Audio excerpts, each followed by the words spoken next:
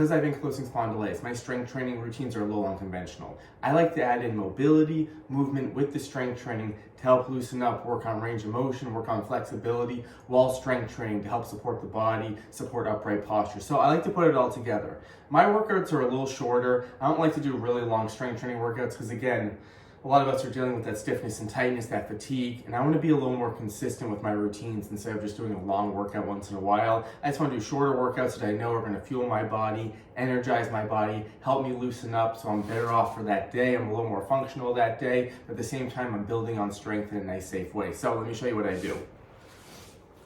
One, I like to use the ground for my press variation so I can make sure my shoulders are back, my low back's into the ground, my abs are squeezed, my glutes are squeezed, so a great base here. My shoulders remain back. I can keep the core tight.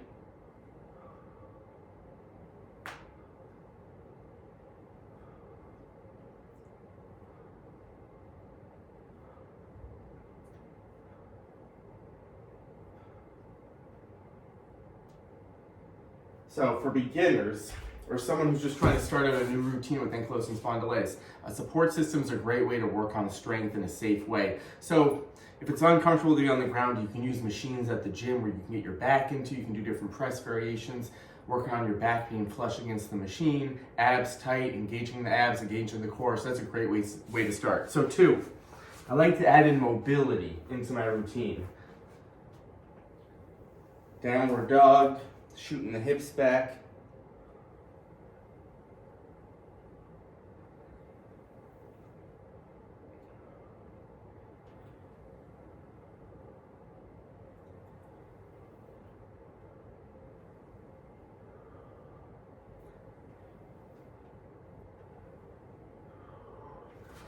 I love getting the blood flowing a little bit, heart rate elevated, again, with the strength training. So I want to use strength training to support the body, get nice and upright. So band pull-aparts, resistance bands are phenomenal for a nice stretch, while also strengthening that back, squeezing the shoulder blades together, getting a stretch in the front of the chest.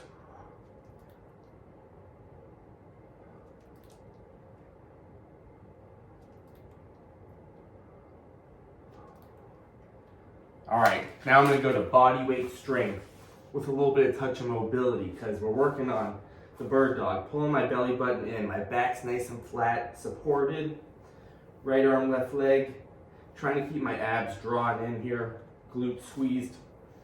So we're working on strength of the back, the hamstrings, the core, but we're also lengthening. So helping loosen up.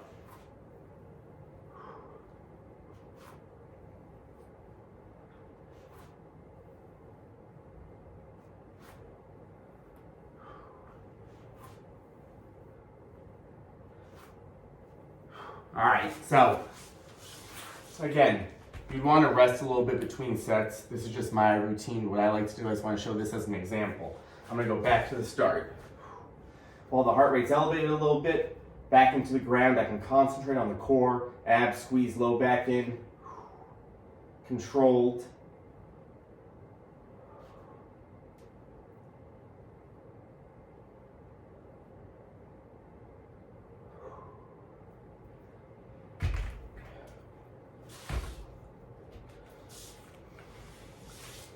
Now, I'm back to the mobility. Downward dog. I almost forgot what number 2 was. Shooting the hips back, hamstrings, mid upper back, reset.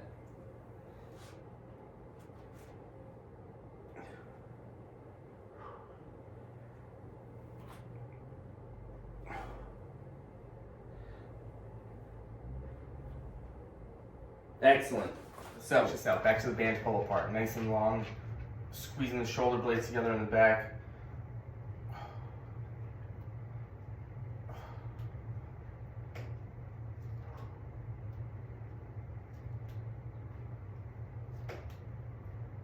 Excellent, I'm gonna finish it out. Bird dog, nice and flat through the back, abs squeeze, glute squeeze, just going a range of motion where I can keep my back flat, core engaged. So it's not about reaching as far as you can, so you don't want to arch that low back. Keep the abs engaged. You can just be nice and small, working that extension with the core stability.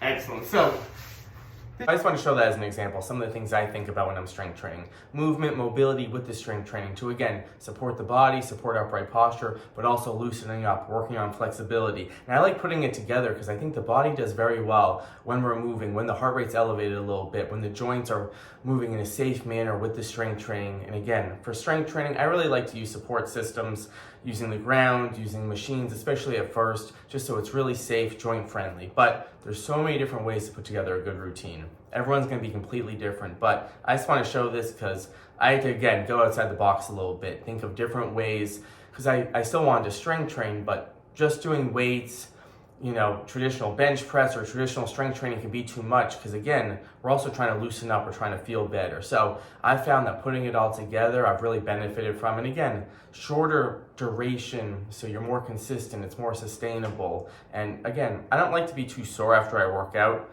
So I like putting it together this way, so I'm loosening up with the strength, so loose and strong. That's always been my motto, but there's so many different ways to do it.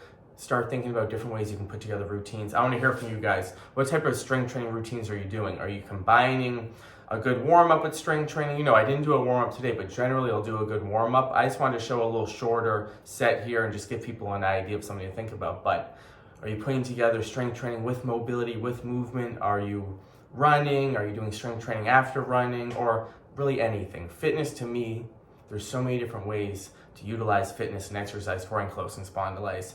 It just takes a little bit of time. It took me a while to figure out the best approach for me, and I'm still learning. I'm still trying different things, but again, in the safest way possible, progressing it in the safest way possible. So keep going. Let me know what you think.